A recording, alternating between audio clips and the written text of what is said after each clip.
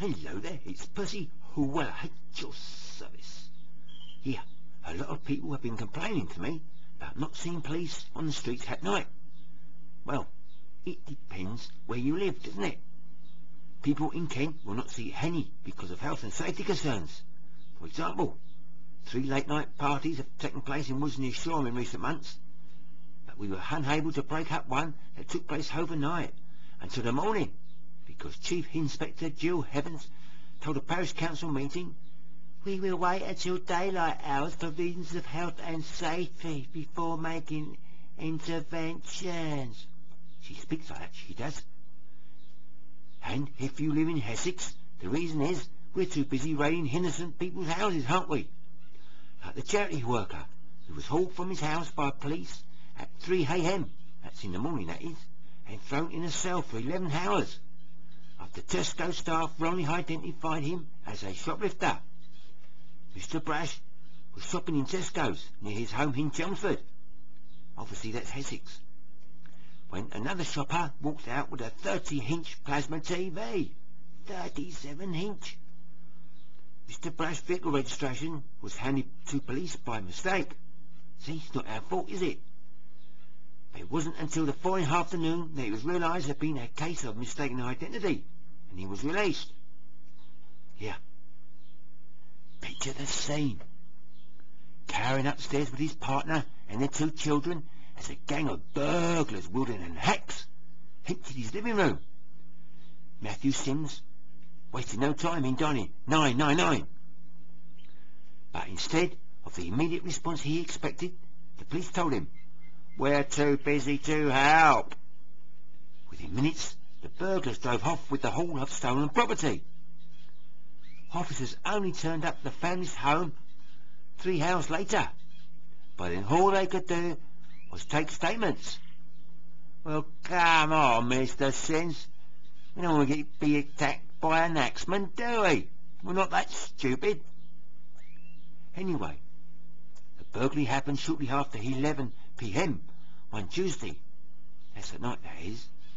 Mr. Sims, 24, heard his dog barking. Bark, bark, bark, bark. Then noticed the kitchen light flicker on downstairs. Click, click, click. He pushed open the door and was confronted by 8 intruders wearing balaclavas, one and an axe. 8 burglars. Are you sure? 8? Do you really expect police to turn up against 8? Are you mad? Anyway, he slammed the door shut and was hit by flying glass. One raider swung the weapon at him, smashing the pane. Mrs. Sims ran upstairs to his partner and their children. They barricaded themselves in the bedroom and held the door shut. Mr. Sims, he lived in Arnold, that's near Nottingham, that is. Yeah, that's the burglary capital, isn't it, of England. Anyway, he said nobody from the police had turned up half an hour later, and when we rang again they said there was no one they could send. Anyway, at 2:30 a.m, officers arrived at the house to take the statement. Yeah, Mr. Sims, he only lived a mile from the police station. He said, "I told the police I could have had my head cut off, but still no one came." But your head wasn't cut off, was it, Mr. Sims? We've got another black sheep in the family, we have. Well, actually, there's a whole flock. A police sergeant put a female officer over his knee. He spanked her and told her she was a naughty girl. That was on a night out, that was. Mark Downing, 39, also slapped her bottom at a barbecue and joked, "If it's there, it's only fair that I hit it." No wonder we can't get out to mad X-Men, eh? Here's another. A police officer convicted of drink driving twice. He's currently suspended on full pay. Ah, nice work if you can get it, eh? At least 3 other officers are understood to have been convicted of drink driving, twice in recent years.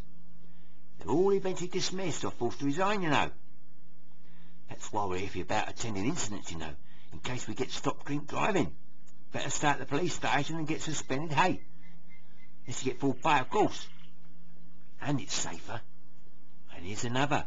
A chief constable used his corporate credit card to pay for meals with his mistress and missed official meetings to be with her.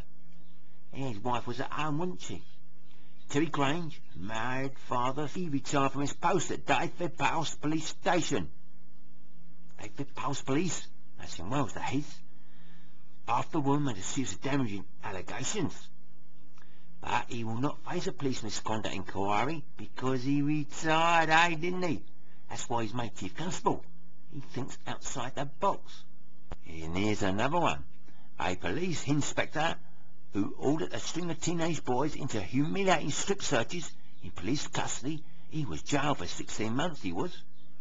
The judge said Gerard Hutchins, 48, employed by the Hampshire Force in Lyndhurst in the New Forest, acted in breach of his powers, and he heaped shame on the police service by demanding 11 young victims to comply with his demands. He ordered boys aged 16 and 17 to strip naked, bend over, and they subject themselves to intimate and degrading examinations in front of him. He pretended that the humiliating procedure were shock tactics designed to divert unruly youths from a life of crime. Hey, that old chestnut, eh? The prosecutor said his actions went far beyond what was expected when reprimanding people, and had left his victims shocked and embarrassed. He had changed the subject. I'd better keep an eye on my postman, in case he has my North West Observer away. Apparently, 1,321 Royal Mail employees have been caught stealing from the post in the last 4 years. That's disgraceful, isn't it, eh? Postal workers have been prosecuted and sacked at the rate of more than one for every working day. One for every working day. Here, perhaps they're employing escaped convicts, because more than 100 convicts abscond from open prisons every month, Many open prisons contain violent offenders too, Hundreds of dangerous criminals have been transferred to open prisons to ease overcrowding at higher security jails. Some of them commit killings, armed robberies after escaping. Almost 14,000 prisoners have gone on the run from open jails over the past 10 years. And that includes 130 murderers. Listen to this. After a drunken assault on a policeman, Lee Jones might have thought he'd done well to escape with a suspended sentence and a night-time curfew. But the best was still to come. Go on, guess, go on, guess. A judge agreed to lift the curfew so the offender could fly off on a golfing holiday in Portugal. Jones, 24, was in a 6-month suspended jail sentence only last month. And he was ordered to stay at home between 8 and 5 a.m. in the morning. Well, that's 8 at night till 5 a.m. in the morning, eh? After he admitted punching a police officer repeatedly in the face. Yeah, so why they didn't make the police officer be his caddy, eh? Here, going on holiday. I wouldn't fly if I were you, because despite warnings that terrorists would try to recruit people working hairstyling terminals who had direct access to aircraft and baggage, no attempt has been made to check whether foreign workers have committed any offences abroad, This means that someone with conviction of firearms or explosives offences committed abroad could, for example, take a job loading bags onto aircraft at Heathrow, Gatwick or any other airport, provided they have committed no crimes here, eh? Last year the Home Office admitted 11,000 illegal immigrants were working in the security industry, eh? What a shambles, eh? I've got a story about a vigilante, I have. A parish council had already voted to ban football in the village green, protect the floral displays. Floral, that's flowers, that is, if you didn't know. But when she saw a group of youths kicking a ball near her treasured blooms, Alma Harding decided on more immediate action. She's 63, retired postmistress. She marched over and ordered them to go to the playing fields nearby. She says she was met with a volley of foul-mouthed abuse. So, clutching a roll of parish council minutes, she swipes at a member of the group. Now Mrs. Harding's facing a police inquiry into her alleged assault. Well, Mrs. Harding, you shouldn't take the law into your own hands. You should have phoned us. You never know, we might have found the time to come out. Anyway, I've got to go now. It's getting dark. I'm frightened of the dark.